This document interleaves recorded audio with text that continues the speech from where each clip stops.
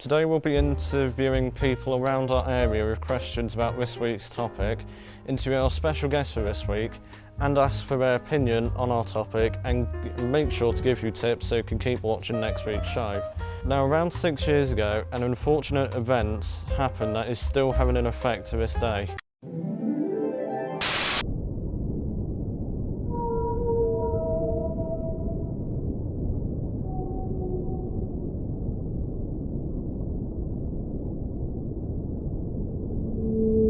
Grenfell Tower started burning on June the 14th, 2017 and was finally put out 2 days later, resulting in 72 deaths, 74 non-fatal injuries, with 20 of them overall being serious, resulting between 2 million and 1 billion in property damage.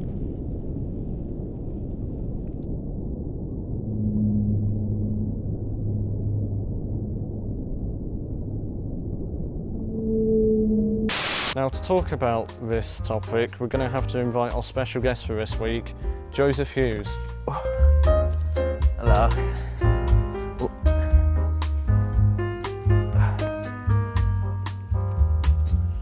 So, welcome to the show. Now, what did you think about Grenfell? I thought it was a terrible thing. Just unfortunate for all the victims and how they had to deal with that. It was honestly some shocking news when I saw it. When it happened, what did you originally think about it? I just thought about the victims really, and how they must be suffering after such, a terrible thing that happens. Like, all you can think about is the victims, and hopefully they can recover from that. Okay. Do you know anyone personally who was affected by the Grenfell incident? Not personally, no. Are you aware that some other buildings like Grenfell, or some homes even, could be at risk to similar things happening? I think that's terrible. I think really we should be cracking down on that. Like, that shouldn't even be a thing. That should be a priority where that's happening now. It happened to Grenfell, it can happen to anything else. It should be fixed immediately to any buildings at risk. Thank you. Now, thanks for talking with us this week. Now, should we see what the general public feels about it? Yeah, I think we should. Okay.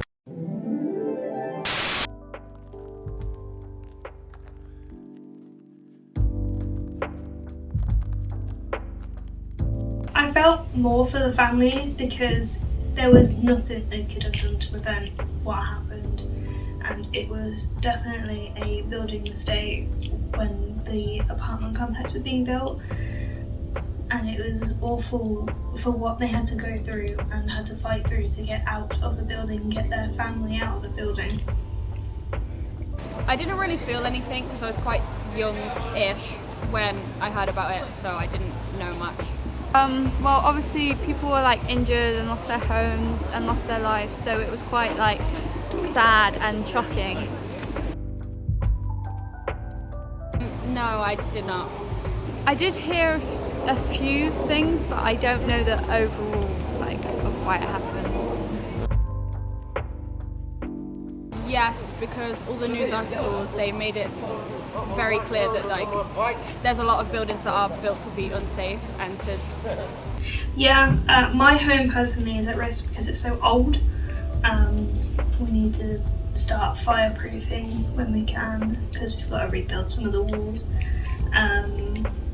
A lot of my grandma, because of unsafe fireproofing, for not fireproofing back in the day, my grandma got caught in a house fire from someone dropping a cigarette. No, I think there could be more education about that so people aren't at risk. In interviews, most people didn't know or remember why the tower burnt down, and other homes that could be affected in the same way as Grenfell did. So here's how Grenfell and other homes could be at risk. The main reasons that Grenfell burned down was because the building had unsafe cladding, which meant it had a gap between the outside and inside of the building and an unsafe flammable material, meaning that when the cooler in the back of the refrigerator overheated and caught fire, it made it so that the fire could climb over the building much faster and quicker than normally, and due to the flammable material, spreading even quicker.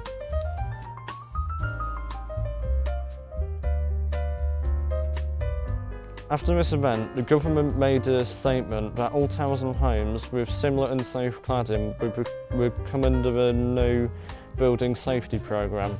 This meant that all residents in high-rise residential buildings, such as hotels, towers and homes, will be safe if there are any fires in future. The government also made sure that homes and buildings with similar cladding as Grenfell would be replaced by safer, less flammable cladding to protect the residents. However, sometimes the best solutions are the ones that the general public can do, such as making sure that appliances throughout your household are safe and are not risk to catching fire, and making sure to not leave hair dryers, hair straighteners or any other warming devices on flammable material such as beds, blankets or near any curtains. West Midlands Fire also suggests to make sure that all residents in high-rise buildings should know the evacuation plan and what they need to do in case a fire starts, and to make sure that all passive fire measures are checked regularly to ensure that their function can still be carried out. They also warn that candles, if knocked, could start fires very easily and to keep them out of the reach of small children or pets.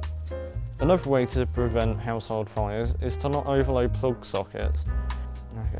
This could cause a risk of them overheating, and make sure before you're using the plugs, check if there are any signs and wear and tear on them, which is a high indicator that something is wrong with them. In summary, make sure to check all household appliances for damage which could result in fires catching. Watch out for candles being knocked and causing a flammable object burn. Regularly checking that all fire alarms and CO2 detectors are working, and to know the planned evacuation route if you live in any high-rise buildings. Anyway, that's the end of the show for this week. Hope you've enjoyed this short look into the Grenfell incident and how to improve from that, and hopefully we'll see you next time.